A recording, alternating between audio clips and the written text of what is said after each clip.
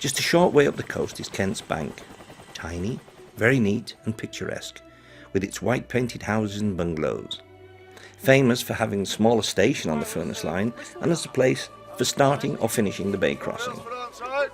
It still is famous, but also for Guide's Cottage on Cart Lane, the home of someone rather special. Say his Christian name anywhere around Morecambe Bay, Cedric, and it brings a smile to everybody's face. Everybody seems to know Cedric. I know him as a man who is kind and generous, and certainly so well respected, it's unbelievable. He's the Queen's guide to the sands. As such, he has thousands of people's lives in his hands every year. And who is he? It's Cedric Robinson. Cedric, nice to see you again. Pleased to see you as well. Tell me, how did you get involved with all this? Well, when I left school, I only wanted to be a fisherman, same as my father. And as a fisherman, you go out in those days it was horse and cart, and now it's tractors, but you go out miles in the bay, and a lot at night time. You know, you're governed by the tides and the tide table. I say I only wanted to be a fisherman, and it's a hard life, but a good life. I'm glad I chose that.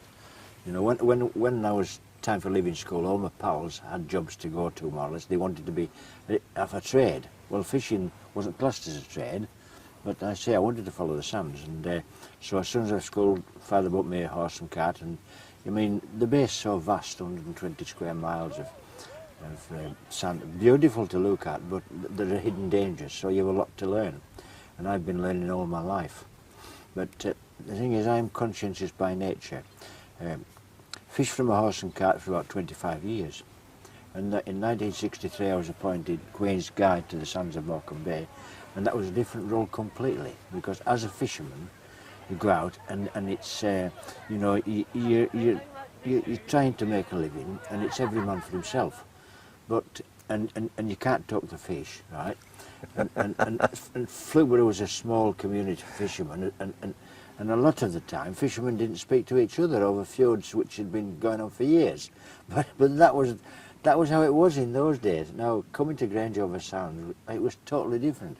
Appointed guide, Queen's Guide to the sands of Morecambe Bay. First of all, over the years met so many people, so many famous people, but a different way of life altogether. I mean, meeting people, talking to them, making friends, and the thing is, Morecambe Bay, it gives so much enjoyment, these walks at the weekends.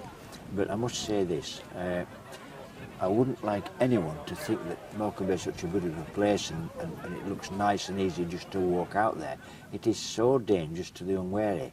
You always need to either get in touch with Cedric, who is the official guide, or go in touch with someone, go out there with someone who knows what they're doing. But how do you manage to fit this in with the rest of your life? Because this, as a Queen's Guide, it's only for a few hours each week, isn't it? You're not just a Queen's Guide. No, but I'm devoted to the job. I just love the sands. Every morning I get up, I look out the window, you can see Guide's farm, the window behind me, it overlooks the bay. And I study the tides. It isn't just being a guide and waiting till the day of the walks. There's a lot goes in to finding a safe route for the hundreds of walkers that now take place. And I think that's reassuring to them. They like to know that they're going to be led safely across Morecambe Bay, and they have to put the trust in the guide. Well, I've been guide now this is my 47th year, so we're pretty well known. The only one sad thing was following the Cochrane disaster, and I could see that going to happen. My public liability insurance shot sky high. And that's the only difference. And I've been on the sands all my life, but that doesn't make any difference, seemingly. But what about your wife, Olive? How does she look at this? And of course you've got children as well, haven't you? Well, when we first came here, Guide's Farm, I was told that it was, you know, it needed a lot doing too, and they weren't prepared, the trustees weren't prepared at that time to put any money into it. They said, if you're willing to come, you know, do the work yourselves, you can move in. So we came in 1963, October 1963, and we worked hard. We were much younger in those days with a young family. My parents came on, and we did what needed to be done. A lot needed to be done. There was no electricity to the house. We we had tilly lamps hanging from the ceiling, and we're forever banging our heads on them. And to go up to bed, we used to go with a flashlight and a candle. So it was like going back to the old days. But we managed. We were happy. And I think if you are happy, that's the main thing in life. Why do you think it is that I made a statement right at the very beginning that I only need to mention your Christian name, Cedric, and everybody around the bay knows you? Why do you think that is? I think if someone comes across from, and there are thousands over the years, like, you know, there's up to 10,000 people coming a year, and that's a lot over the 47 years.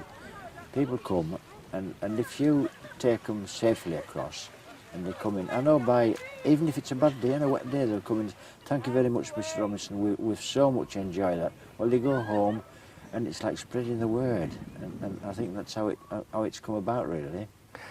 Well, I have to say, I did mean what I said at the very beginning. The respect that you have around this bay is something which you don't come across very often, Cedric. So you're doing a very good job, and thank you very much for all the work that you do. We're a little bit old-fashioned, but I think it's good these days because you needn't travel very far from Grange over Sands. I think we're very lucky to live in an area like we do. And the bay is such a wonderful place, but never ever attempt to go out there alone, because the tides come in so fast. There is a saying that will come in as fast as a galloping horse. You could never outrun it. And the other danger is if you go out there and you could go down in the quicksands.